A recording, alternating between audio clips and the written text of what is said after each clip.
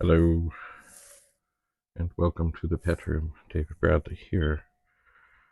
Alright, so here's a board. Here's a view of the board. You can see I have removed these 4 RAM chips. These are the screen RAM chips. Maybe I will use something else. There. I have removed these 4 RAM chips. These are the screen RAM chips that I replaced. I pulled out this chip and this one and this one. But the one that seemed to make a difference when I pushed on it was this one down in the corner. So using the chip puller, I'm going to pop this out ever so carefully, because who knows, remember, micro corrosion. It does actually feel a little funny coming out. But it doesn't look bad. Perhaps there's a little bit of tweakage on the end chips, which is not unusual. Not unusual at all, even with a chip puller. Alright, I'm going to line this up ever so carefully, ever so gently, and put it back in. And I think it's okay. And I'm going to turn this back on and see if that has wiped out any micro corrosion. And the screen looks just the same as it did. I'm going to push on this chip though. Yeah, that's weird. If I push on the chip, it does change. That is strange.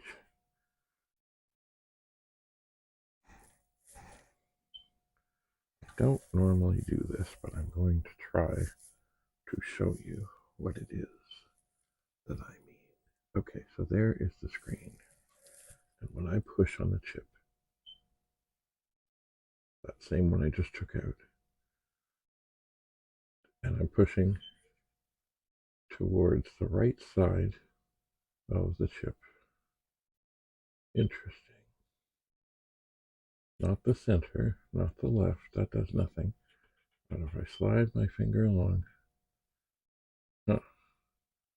interesting. Now what does that mean? I am not sure. I am not.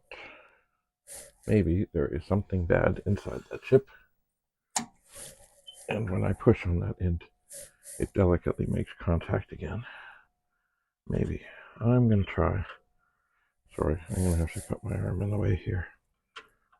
This was the last main chip to come out. And will it make any difference? No, it will not.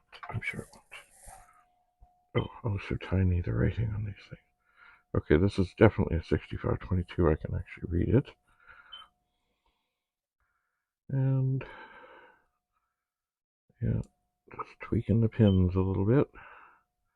Making sure they want to go back in the way they were. It's hard not to get a little tweakage on the pins. It is hard.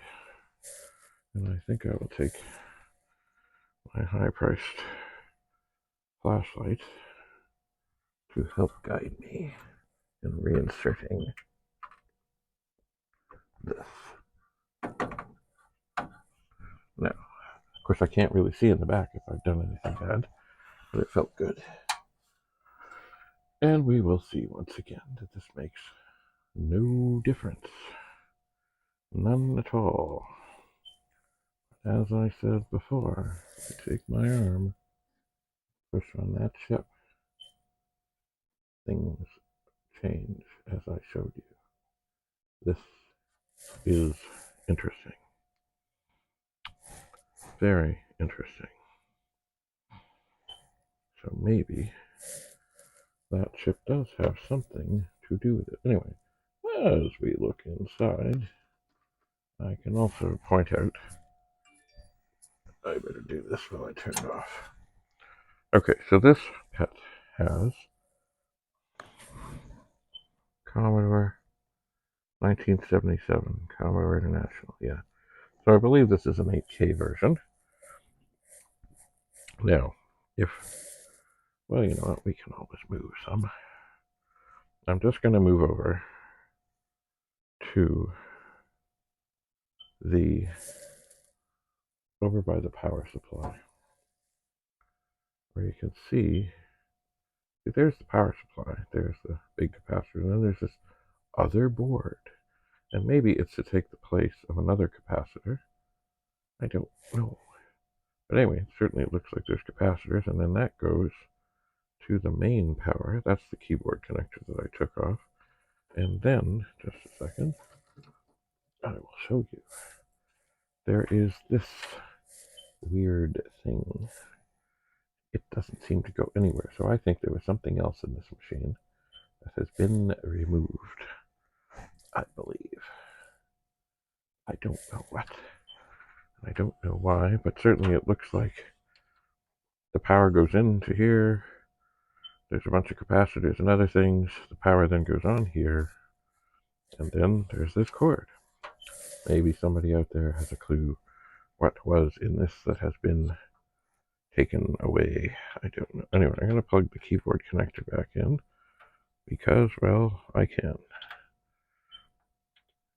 I think I can. I think I can. Aha, the little space maintainer has flipped a little bit. That should be okay though. I would just like to get this back on. Why can't I get this back on? Okay. So that is back on. So, as you may have noticed, I will get this out of the way. I don't know why this runs through here, but it does. Anyway, I'll get this out of the way because it's not doing anything. Here is the board. It is. So, I'm intrigued by this chip here and why it causes this slight thingy wingy when I push on it. I'm going to turn this back on and we'll see it's exactly the same.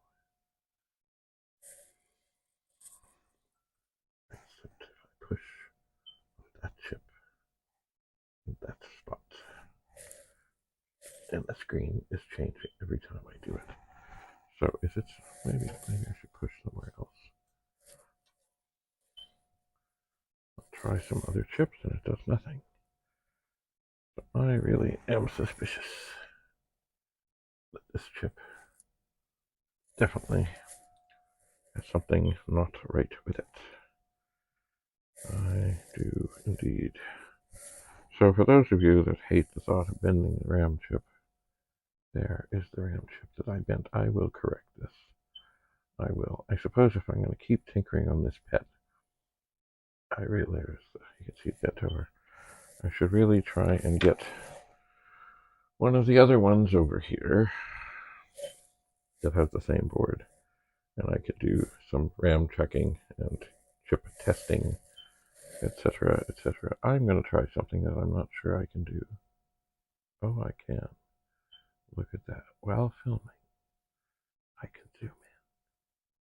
Look at that. All right, so there's all the RAM chips. And I can zoom in on, I guess I'm zoomed as much as I can.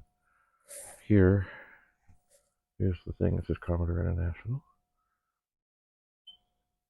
There's the keyboard connector. There's the power connector. This is not a Steadicam operation. I will do the best I can to get back here. There's the screen RAM chips. And there in the corner is the chip that if I push on it, the screen changes. So also, as you can see, it's kind of dusty. As I said, dusty, crusty, and rusty. These things are kind of in the way of a good view. Oh well. These things happen. Anyway, it would be nice to have a whole bunch of good RAM chips. It would be. Oh, that connector right here. Hang on. Careful. This is the one that goes up to the monitor. Everything to do from there goes there. The only other thing that goes up to the monitor is from the power supply to, of course, send power to the monitor. I suppose while I'm here and I'm zoomed, I can pick this up very carefully. Oh, there we are. Commodore 1977. Commodore National. We can go over here and we can get a better look at that thing. And it does seem to do something for something, but I don't know what. I've never seen this before. Not that I remember anyway, not on another machine, so it looks like there's some other board or some other something. I don't know what, but there it is. There it is. So let's see. The RAM chips I removed, the RAM chips that are still there, the ROM chips.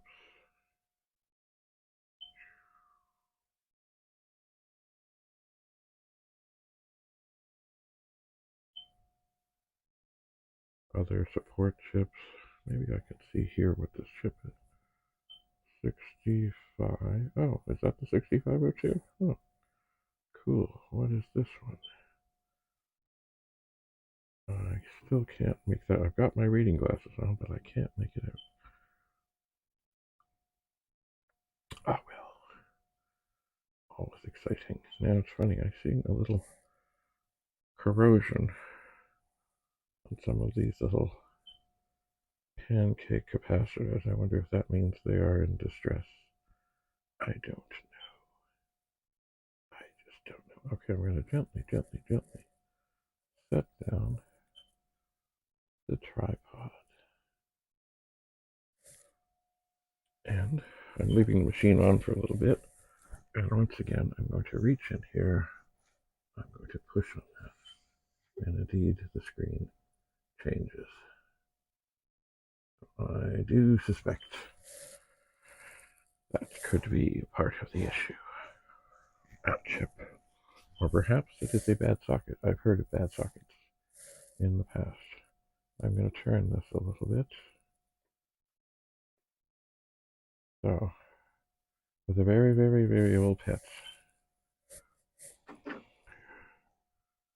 these are the screen RAM chips.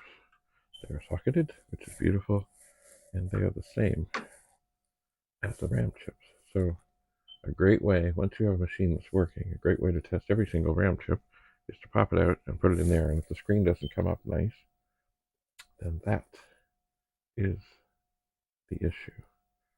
I've zoomed in as much as I can be. Perhaps I will do one thing here.